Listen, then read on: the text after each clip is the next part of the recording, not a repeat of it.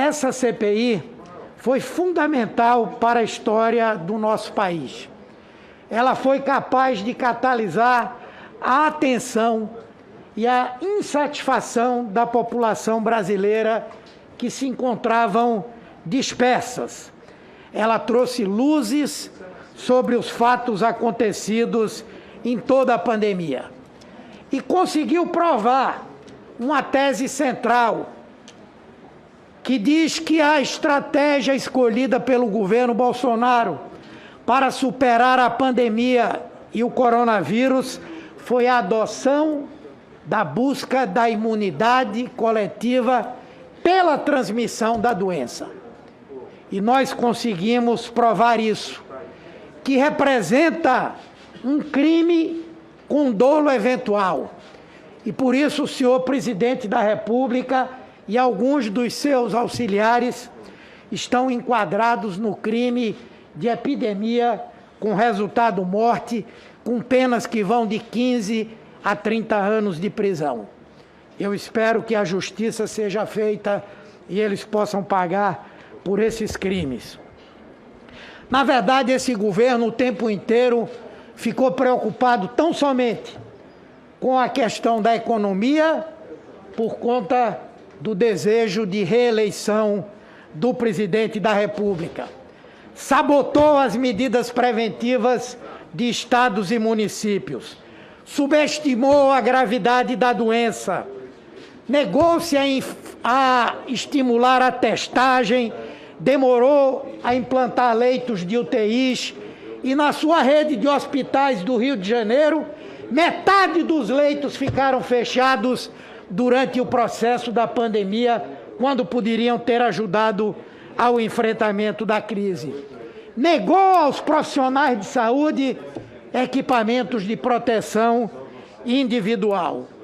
E, ao lado disso, propagou a utilização de medicamentos sem qualquer eficácia, para dar à população uma falsa segurança que permitisse que ela quebrasse o confinamento e, ao mesmo tempo, propiciou a empresas inescrupulosas lucros astronômicos, fortalecidos por relações promíscuas com maus profissionais e más instituições de saúde. Planos de saúde que tiveram lucros astronômicos por passarem mais de um ano sem prestar os serviços comuns que deveriam ser prestados aos seus servidores. E outras que resolveram, além disso, fazer experiências pseudocientíficas sem autorização de pessoas e de famílias. Quero dizer que o governo se caracterizou pela desinformação.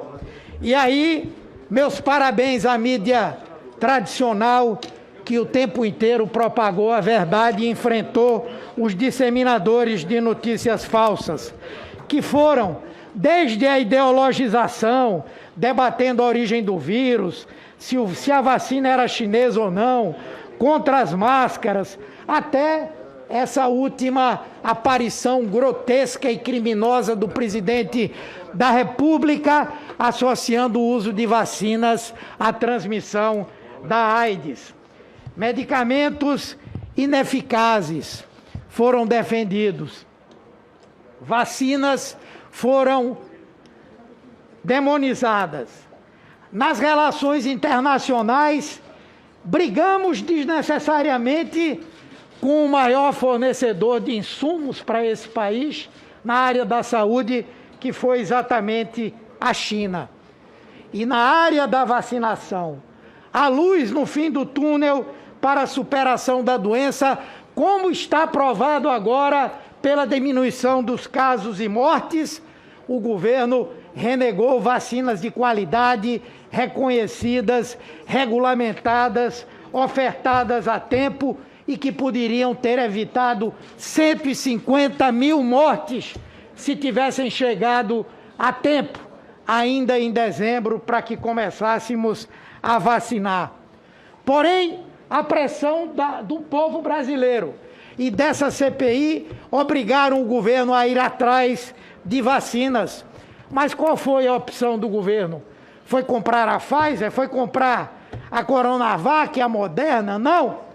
Foi atrás de empresas inidôneas, como a Precisa Global, que já havia aplicado um golpe no Ministério da Saúde e que queria antecipadamente receber dinheiro por uma vacina que não tinha registro no Brasil e que até hoje não foi entregue ao Paraguai, que comprou essa mesma vacina, a Covaxin. Ou um governo que demonstrou a sua falta de transparência, a sua incompetência, a sua bagunça, quando permitiu que verdadeiros estelionatários pudessem chegar até o vice-ministro para oferecer uma vacina inexistente e ainda cobrar propina aos pseudo-vendedores dessa vacina. A CPI ajudou muito, impediu que 1 bilhão e 600 milhões de reais que iriam pagar a Covaxin não fossem pagos, porque o contrato foi suspenso, impediu o golpe que queriam dar com a vacina CanSino, porque aqui denunciamos o esquema que estava por trás disso.